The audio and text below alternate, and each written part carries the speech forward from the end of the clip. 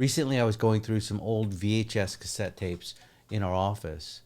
These were VHS format, so I decided to digitize some of them, and I thought I'd share this one with you. It's from about 1982, as far as I can tell. It's an educational video designed for patients to watch in preparation for cataract surgery in the early 1980s. What's striking is how far we've evolved technologically since that era. Keep in mind, this video used the technology available to us around 1982. So let's go to the videotape.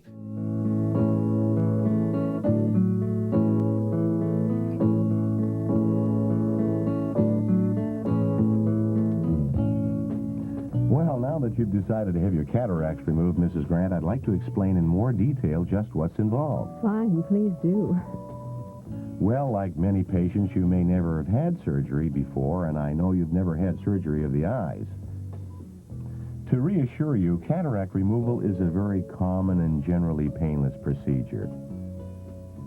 Its purpose is simply to enable you to see better and to do things you used to enjoy so much.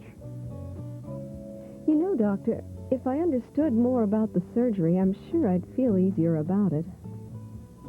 That's no doubt true. First, take a look at this model of the eye. I'll explain what has happened to you and just what we can do to correct it, okay? Yes, please do. Starting here at the front, this is the cornea of your eye. And this area in the center of your iris is the pupil. Located behind the pupil is this lens. Now, in a normal eye, the lens is clear. When light comes through the cornea and pupil, the lens focuses the light onto the retina, which is here at the back of the eye. Yes, I see. Now, this illustrates what the eye sees and how the object looks to the retina. But when you have a cataract, the lens is cloudy, and the image on your retina is no longer clear and sharp. It's blurred like this. Yes, I can understand that, Doctor. So how is this corrected? Well, since the lens of your eye is no longer functioning properly, we simply remove it through surgery. Of course, without a lens to focus the light, the images your retina sees would still be blurry and fuzzy. But today we have the technology to insert an artificial lens inside your eye. It's placed right here where your old lens used to be.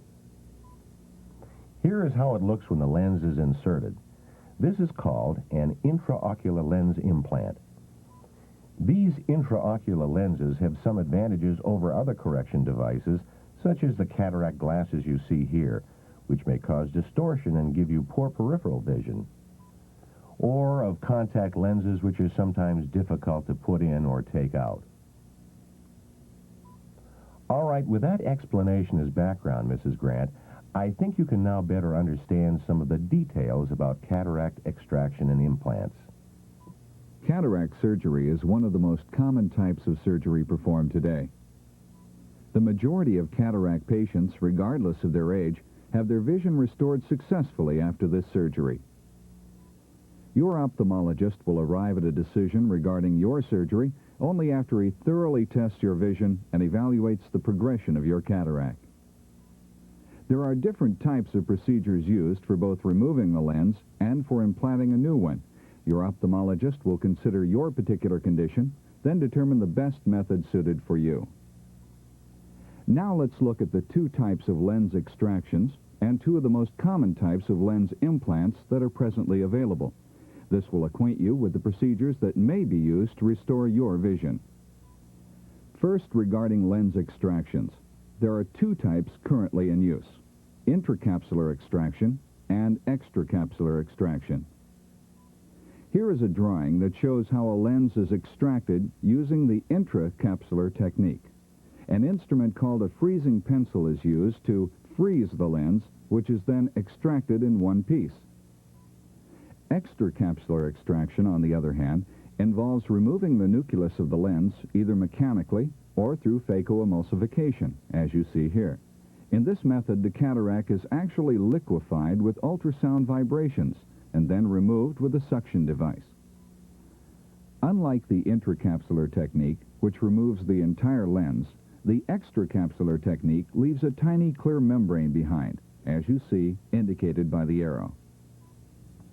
If you're going to have an intraocular lens implanted, such as you see here, it may be done during the same procedure, immediately after your cataract lens is removed. Prior to surgery, your ophthalmologist will need to test your eye in order to select the proper intraocular lens for you. An ultrasonic measurement of your eye will be taken, and a computer will be used to select the proper power for your new lens. The two most common types of intraocular lenses are the anterior chamber lens and the posterior chamber lens.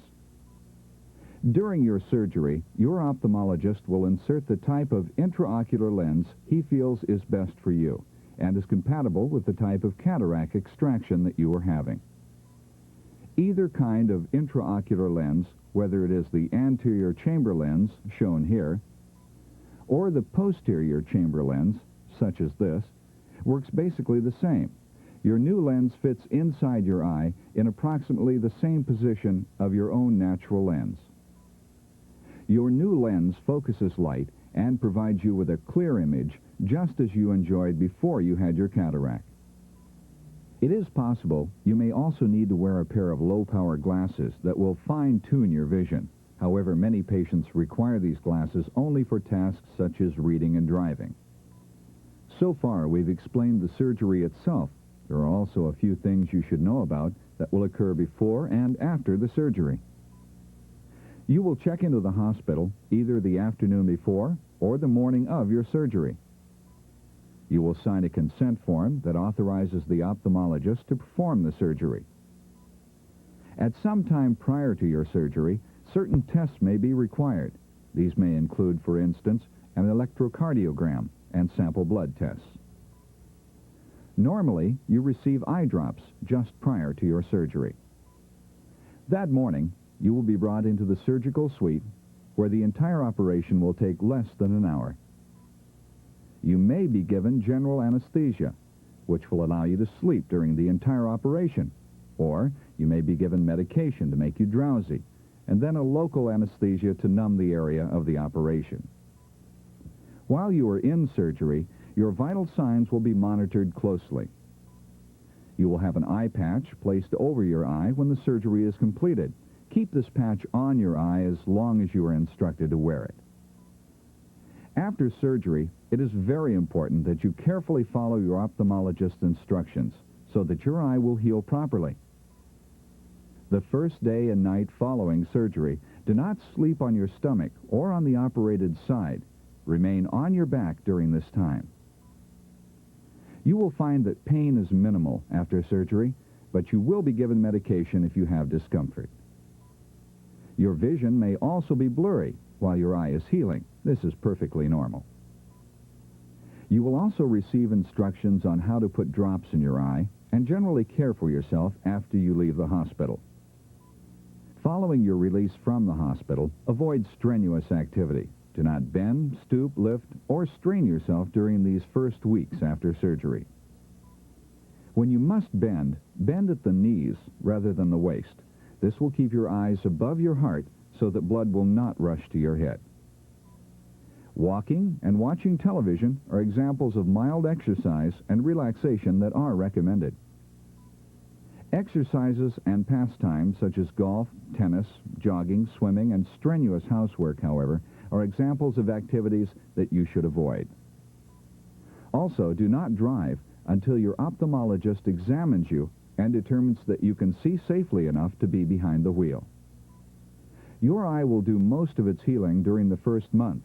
After this time, you will be able to resume the majority of your normal activities, but in all cases, follow your ophthalmologist's instructions. However, as in any surgery, Mrs. Grant, there is always the possibility of complications, although this is unlikely. Some of the possible complications from cataract surgery include bleeding, hazy cornea, and infection. Your eye may also be red or irritated after surgery. An extracapsular type of cataract extraction has a smaller incision, as you see here, than the intracapsular extraction. There is, however, a possibility of having clouding of the capsule. If this should occur, it can be corrected later. It's also possible for intraocular lenses to cause complications such as clouding of the cornea, accumulation of fluid, infection, hemorrhages, or glaucoma. But with today's intraocular lenses, these complications are rare. So as you see, Mrs. Grant, there are several options, both in terms of the method of extraction and type of implant. The ones most suitable for you will be the procedures we'll use. Now, in your case, Mrs. Grant, we will... We hope that this program has been helpful to you in providing the information you need. Please ask your ophthalmologist if you have any further questions. Cataract surgery and intraocular lens implants are in your future, a future that can restore to you your gift of vision.